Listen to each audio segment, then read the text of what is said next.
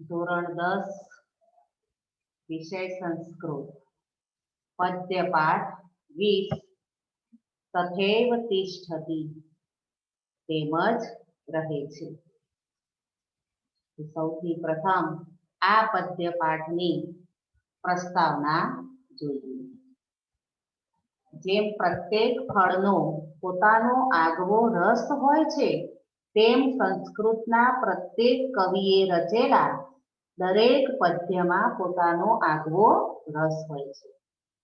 સંસ્કૃત સાહિત્યમાં અનેક કવિઓની અનેક પ્રકારની રચનાઓ જોવા મળે છે.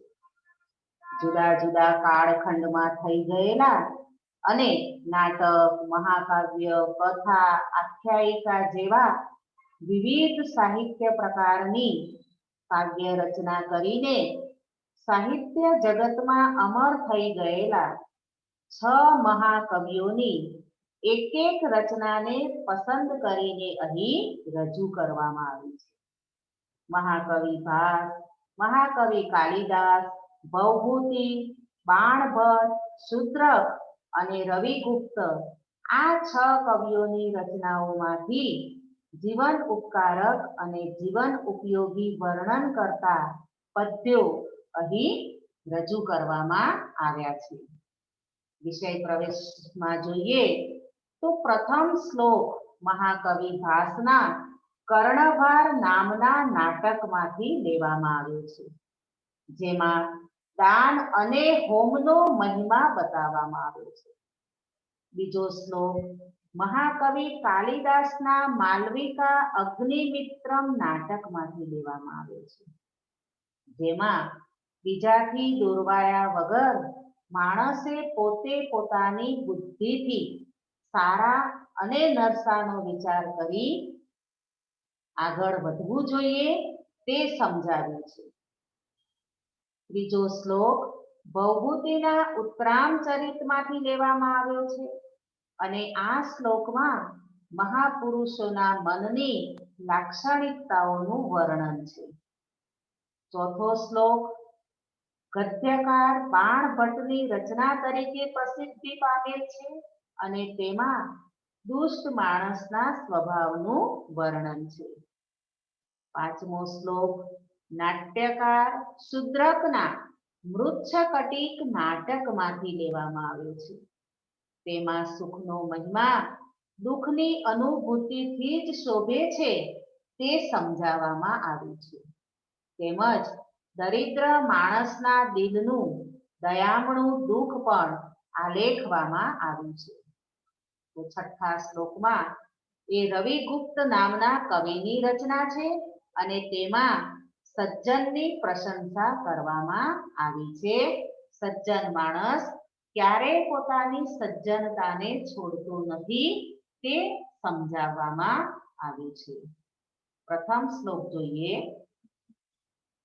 શિક્ષા ક્ષયમ ગચ્છતિ કાલ પર્યયાત સુબદ્ધ મૂલા નિપતંતિ પાદપા જલમ જલ સ્થાન ગતમ ચ શુષ્યતિ હુતમ ચ દત્તમ ચ તથૈવ તિષ્ઠતિ.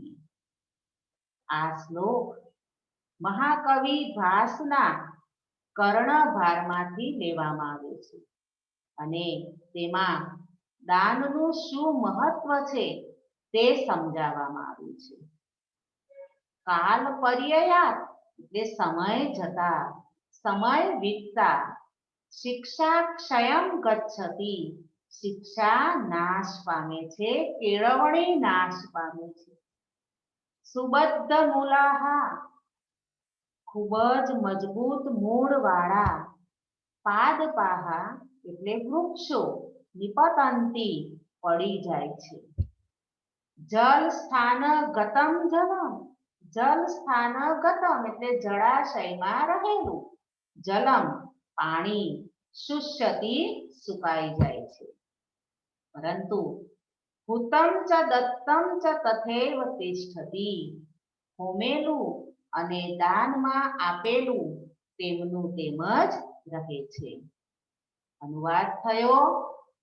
સમય જતા કેળવણી નાશ પામે છે, મજબૂત મૂળવાળા વૃક્ષો પણ પડી જાય છે, જળાશયમાં રહેલું પાણી પણ સુકાઈ જાય છે, પરંતુ હોમેલું અને દાનમાં આપેલું તેમનું તેમ જ રહે છે. વિદ્યાર્થી મિત્રો, આ શ્લોક વિચાર વિસ્તાર માટેનો છે. તો થોડોક તેનો ભાવાર્થ સમજીએ. તો કર્ણને કવચ કુંડળનું દાન આપતા અટકાવનાર શલ્યરાજને કર્ણ આ શ્લોક દ્વારા સમજાવે છે કે દાનનો શું મહિમા છે. કર્ણ કહે છે કે સૂર્ય, ચંદ્ર, હિમાલય અને સાગરની જેમ દાનેશ્વરી વ્યક્તિનો યશ જે છે તે હંમેશા ટકી રહે છે. દાનવીરનું સ્થાન મેઘની માફક ઊંચું હોય છે અને સંગ્રહ કરનારનું સ્થાન સાગરની માફક નીચું હોય છે. તો દાનનો મહિમા અનંત અને અપાર છે. દરેક વ્યક્તિએ યથાશક્તિ દાન પુણ્ય કરવું જોઈએ તે આ શ્લોક દ્વારા સમજાવવામાં આવ્યું છે. સમાજ જીવનમાં મોટાઈ દાન આપવાથી પ્રાપ્ત થાય છે. ઉદાર હાથે અપાયેલું દાન સમાજ સેવા અને કલ્યાણમાં વપરાય છે અને તેથી જ ઈશો ઉપનિષદમાં કહેવાયું છે કે તેન ત્યક્તેન ભુંજીથા, એટલે કે ત્યાગીને ભોગવી જાણો. આ મંત્ર દરેક માણસે સ્વીકારવો જોઈએ, કારણ કે ધનની 3 ગતિ છે: દાન, ભોગ અને વિનાશ. માટે દરેક માણસે જે કઈ આજીવિકા છે તેમાંથી એને થોડુંક દાન પુણ્ય કરવું જોઈએ. શાસ્ત્રોમાં તો એવું પણ કહેવામાં આવ્યું છે કે તમારી જે કંઈ પણ આવક છે તે આવકના 10% તમારે દાન પુણ્યમાં વાપરવા જોઈએ. દાન પુણ્ય માટે આપણે દાનવીર કર્ણ અને ભામાશા એના ઉત્તમ ઉદાહરણો છે. કર્ણ જેવો દાનવીર તો ન ભૂતો ન ભવિષ્યતિ, તે આપણે જાણીએ છીએ. તો આમ કર્ણ સમજાવે છે કે માત્ર ને માત્ર આપેલું અને હોમેલું આ જે છે તે જ તેમનું પ્રેમ ટકી રહે છે અને માટે જ આપણે દાનનો મહિમા સમજી, દાનનો મહિમા જાણી અને આપણે દાન કરવું જોઈએ. બીજો શ્લોક: પુરાણમ ઇતિ એવ ન સાધુ સર્વ ન ચાપી કાવ્ય નવમ ઇતિ અવધ્યમ સંતઃ પરીક્ષા અન્યતરદ ભજન્તે મૂઢઃ પરપ્રત્યયેન બુદ્ધિ. આ શ્લોક કાલિદાસના માલવિકા અગ્નિમિત્રમમાંથી લેવામાં આવ્યો છે, જેમાં બીજાથી દોરવાયા વગર માણસે પોતાની બુદ્ધિથી સારા નરસાનો વિચાર કરી અને એમ કે આગળ વધવું જોઈએ. શબ્દાર્થ: પુરાણમ ઇતિ એવ, પ્રાચીન છે એટલે સર્વ બધું, ન સાધુ એટલે કે સારું હોતું નથી, ન ચ અપી કાવ્યમ નવમ ઇતિ અવધ્યમ, કાવ્યમ એટલે કે કાવ્ય, ચ અપી એટલે કે અને કાવ્ય પણ નવમ ઇતિ, નવમ એટલે કે નવું છે, માટે ન અવધ્યમ એટલે કે તેની ટીકા ન કરી શકાય તેવું નથી. સંતઃ એટલે સત્પુરુષો, પરીક્ષા એટલે પારખીને, અન્ય તરદ ભજન્તે તેમાંથી જે યોગ્ય છે તેને સેવે છે, તેને ભજે છે. મૂઢઃ પરંતુ એમ કે મૂર્ખ વ્યક્તિ, પર પ્રત્યયેન બુદ્ધિ, પર પ્રત્યયેન એટલે પારકાના વિશ્વાસથી દોરવાયેલી બુદ્ધિ વાળો હોય છે. એટલે મૂર્ખ માણસ કેવો હોય છે? તો મૂર્ખ માણસ પારકાના વિશ્વાસથી દોરવાયેલી બુદ્ધિ વાળો હોય છે, માટે તે નિર્ણય કરી શકતો નથી. અનુવાદ થયો.